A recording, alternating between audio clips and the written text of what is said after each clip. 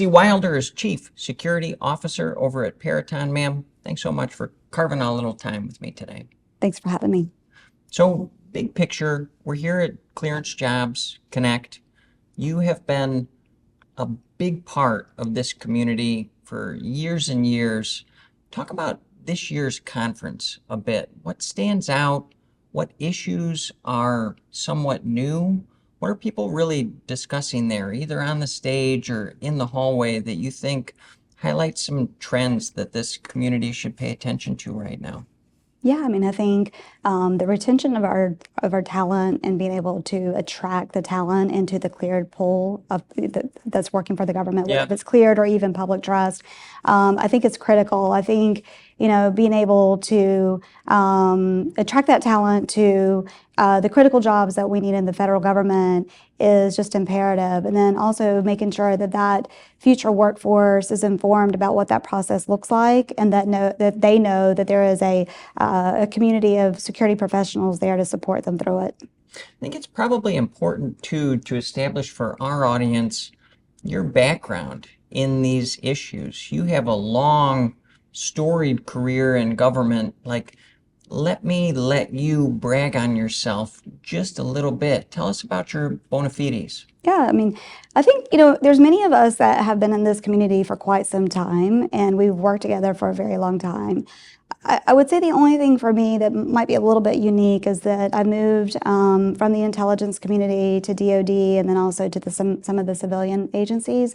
And so each of those have a little bit of a different culture, and then maybe a different emphasis on when they're reviewing people into the process. If you think about a security clearance versus are you suitable to do the job. So I have a pretty broad appreciation for the entire workforce as far as what we need and the processes that they work through in order to get there. So, and then also with the Trusted Workforce 2.0, obviously that was something that started around the time and have been heavily involved with that, both in the government and industry. Trusted Workforce 2.0, I do want to kind of double click on that for a moment. If I'm a government official in the national security landscape, or I'm a contractor who serves that particular mission, what should I be keenly paying attention to in Trusted Workforce 2.0? What are some of your high priority areas that people should be paying attention to? I think the biggest shift is that historically under the old policy framework, it was a rinse and repeat every 5 years. And so a lot of times people felt like if they went through the periodic reinvestigation, ooh, I've got 5 more years before I have to deal with this. I think today, the government and industry writ large is going to know in real time because you have the continuous vetting. And so it's critical that the cleared workforce, whether you're industry or government, that you're having frequent and often conversations with your security workforce to make sure that they stay informed and they're just being updated. Christy, talk to me too about artificial intelligence.